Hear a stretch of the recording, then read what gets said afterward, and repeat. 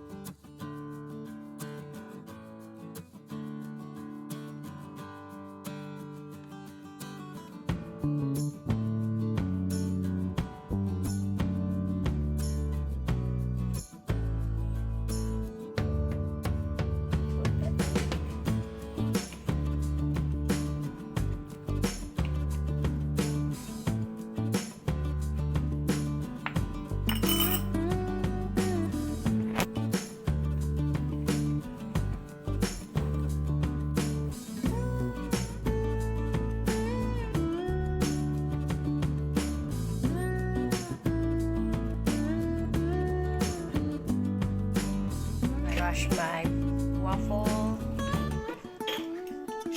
maker with butter, and then let's put the mixture on it, and we make waffles, mga honey bears.